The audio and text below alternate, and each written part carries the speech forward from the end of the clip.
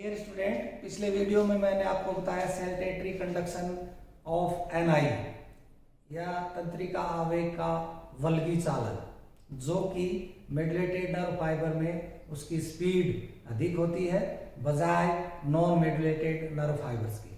अब हम बात करेंगे सिनेप्टिक ट्रांसमिशन।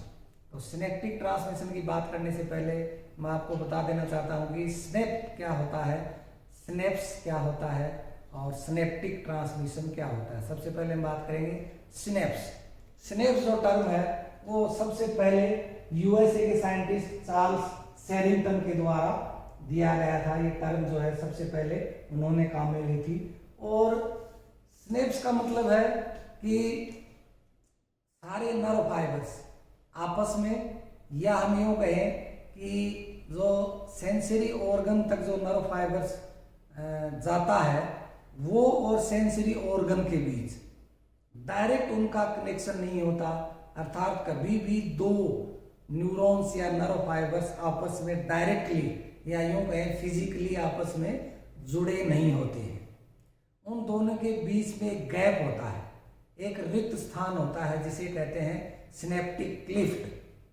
ठीक है, इसी तरह न्यूरॉन्स जो हमारे स्किन तक आए हुए हैं, सेंसरी ऑर्गन तक आए हुए हैं, या उनके जो नर्व एंडिंग है जिन्हें हम सिनेप्टिक बटन या सिनेप्टिक नोब कहते हैं, वो और जो सेंसरी ऑर्गन है वो डायरेक्टली जुड़े नहीं रहते। ऐसे फिजिकली डायरेक्टली जैसे बिजली के तार जुड़े रहते हैं वैसे जुड़े नहीं रहते। उनके बीच में बहुत माइन्यूट गैप होता है और वो गैप 0.2 नैनोमीटर तक भी हो सकता है।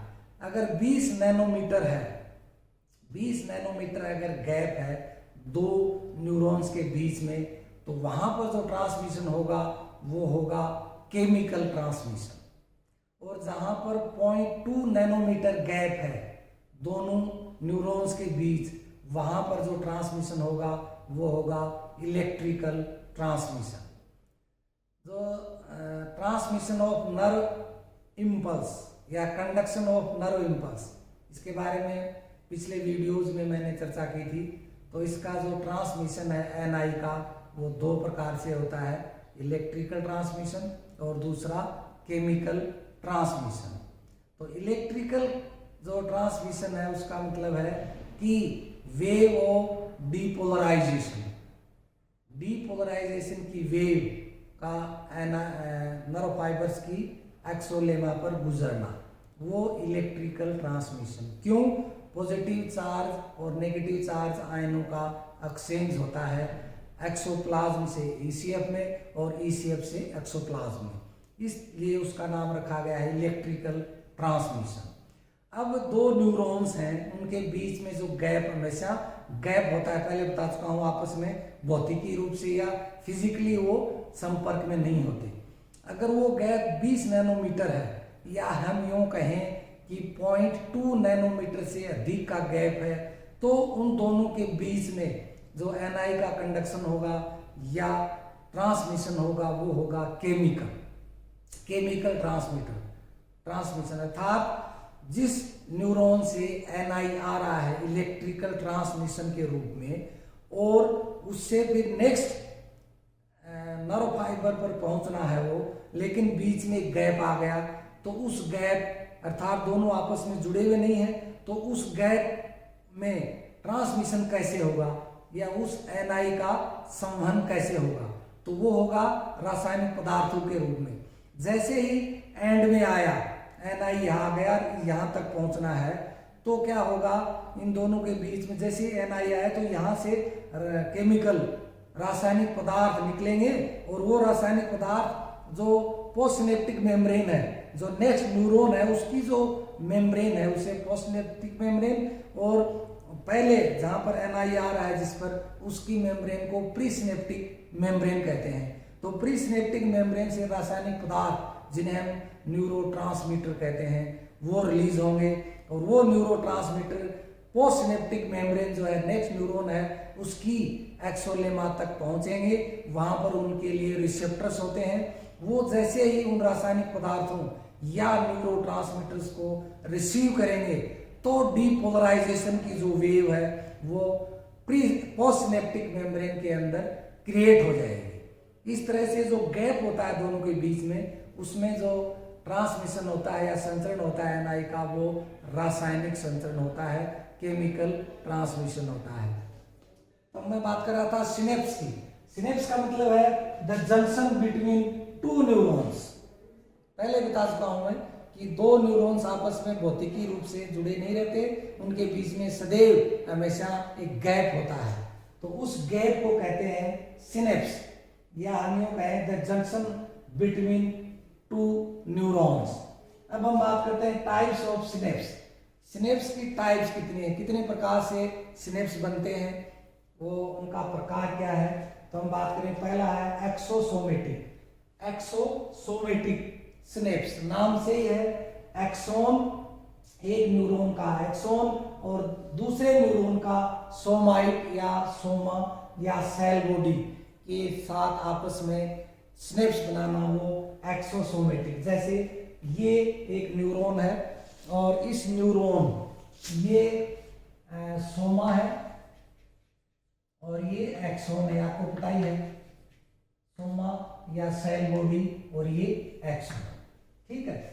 अब मान लीजिए एनआई इधर से इधर जा रहा है, तो डायरेक्शन है नर्व इम्पल्स की वो इधर से इधर है, तो क्या होगा, इसका जो जंक्शन है जुड़ने का सिनेप्स जो बनेगा वो सीधा इस एक्सोन और नेक्स्ट जो पोस्ट सिनेप्टिक जो न्यूरॉन है उसके सोमा के साथ, ये सोमा है, सोमा या सेल बॉडी, ये एक्सोन है, ये सोमा है और ये एक्सोन है, ठीक है। तो एक्सोसोमेटिक नाम से ही है, एक्सोन और सोमा या सेल बॉडी के बीच सिनेप्स बनना वो कहलाता है एक्सोसोमेटिक सिनेप्स। दूसरा प्रकार है एक्सोडेंड्रिटिक, नाम से ही है एक्सोडेंड्रिटिक। आपको पता ही है कि ये जो सेल बॉडी या सोमा से बाहर जो पर्वत निकले हुए हैं, ये पर्वत, ये सारे पर्वत, ये क्या कहलाते हैं, डेंड्राइट। डेंड्राइट से ये पर्वत डेंड्राइट्स, ठीक है। और किसी भी न्यूरॉन, ये तो डेंड्राइट है, ये सोमा है, ये एक्सोन है, और एक्सोन का जो अंतिम भाग है ये कहलाते हैं सिनेप्टिक बटन या सिनेप्टिक नोब। सिनेप्टिक बटन और सिनेप्टिक नोड, ठीक है। तो इस तरह से नाम से एक्सोडेंड्रिटिक। एक्सोन इस नर्व फाइबर्स या न्यूरॉन का एक्सोन प्लस जो पोस्ट सिनेप्टिक न्यूरॉन है उसके डेंड्राइट के साथ, ये डेंड्राइट है, ये डेंड्राइट है, तो ये डेंड्राइट के साथ जो है सिनेप्स बनता है वो कहलाता है एक्सोडेंड्रिटिक सिनेप्स। तीसरा है एक्सोनिक, नाम से ही है, एक्सोनिक। एक्सोन का एक नर्व फाइबर के एक्सोन का दूसरे नर्व फाइबर के एक्सोन के साथ जो है वो सिनेप्स बनना, या हम यूं कहें कि एक नर्व फाइबर के एक्सोन का दूसरे नर्व फाइबर के एक्सोन के अंतिम भाग, जिन्हें हम सिनेप्टिक बटन और नोब कहते हैं, वो कहलाता है एक्सोनिक सिनेप्स। ये एक्सोनिक सिनेप्स कहलाता है। अर्थात एक एक्सोन, जैसे मान लीजिए सभी के अंदर जो डायरेक्शन है एनआई की वो लेफ्ट से राइट है, तो इस प्री न्यूरॉन का एक्सोन और पोस्ट न्यूरॉन का एक्सोन का अंतिम भाग वो आपस में मिलते हैं, जहाँ पर सिनेप्स बनाते हैं, तो उसे कहते हैं एक्सोनिक सिनेप्स। ये हम यूं कहें कि दो न्यूरॉन्स के सिनेप्टिक नोब आपस में, सिनेप्टिक बटन या सिनेप्टिक नोब आपस में जब सिनेप्स बनाते हैं तो वो कहलाता है एक्सोनिक सिनेप्स। चौथा जो है वो डेंड्रोडेंड्रिटिक, ये है डेंड्रोडेंड्रिटिक, नाम से ही है, डेंड्राइट का आपस में सिनेप्स बनाना। एक सोमा या साइटोन या नर्व फाइबर के डेंड्राइट का दूसरे नर्व फाइबर के डेंड्राइट के साथ जो कॉम्बिनेशन है या संबंध है वो डेंड्रिटिक सिनेप्स कहलाता है।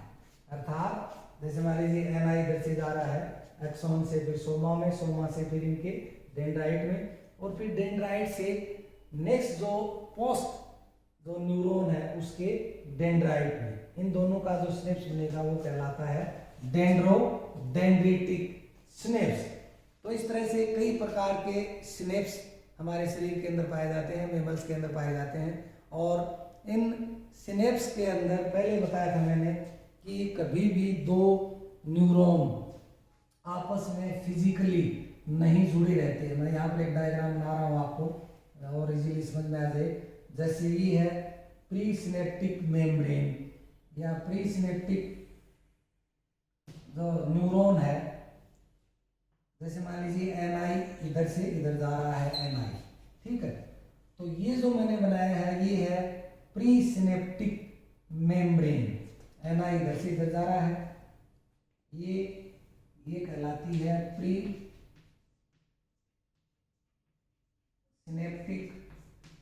सिनेप्टिक मेम्ब्रेन, ठीक है। और ये कहलाती है post synaptic membrane, post synaptic membrane, ठीक है। इन दोनों के बीच में ये जो गैप है, ये जो स्थान है, ये वाला जो स्थान है ये कहलाता है सिनेप्टिक क्लिफ्ट, ये कहलाता है सिनेप्टिक क्लिफ्ट, सिनेप्टिक क्लिफ्ट, ये कहलाता है सिनेप्टिक क्लिफ्ट। तो सिनेप्टिक क्लिफ्ट के अंदर भी फ्लूइड भरा रहता है, खाली स्थान नहीं होता है कभी भी। आपको बता दूं कि ऐसा नहीं है कि खाली स्थान है, यहाँ पर रिक्त स्थान है, इसमें भी फ्लूइड भरा रहता है। तो इस सिनेप्टिक क्लिफ्ट के अंदर फ्लूइड भरा रहता है।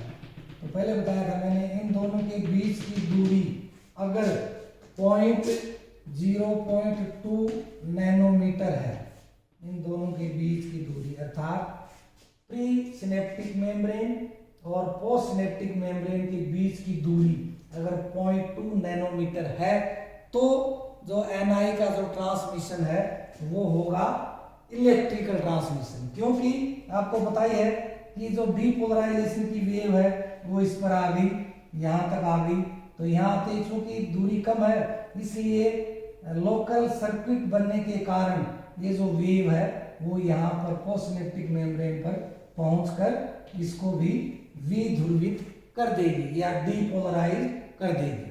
अगर ये दूरी सिनेप्टिक क्लिफ्ट का जो एरिया है वो 0.2 नैनोमीटर से अगर अधिक है तो इन दोनों के बीच वाले रिक्त स्थान पर एनआई का ट्रांसमिशन केमिकल ट्रांसमिशन होगा, अर्थात रासायनिक पदार्थ के द्वारा या रासायनिक पदार्थों के रूप में संचरण होगा।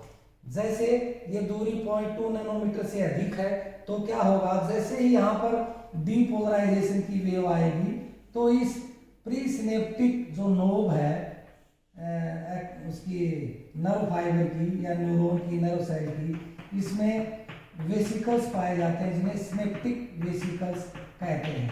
और इन सिनेप्टिक वेसिकल्स के अंदर न्यूरोट्रांसमीटर जैसे एड्रेनालिन है, एसिटाइलकोलिन है या गाबा है, तो मोस्टली जो है एसिटाइलकोलिन न्यूरोट्रांसमीटर होता है वो इन वेसिकल्स में भरा रहता है।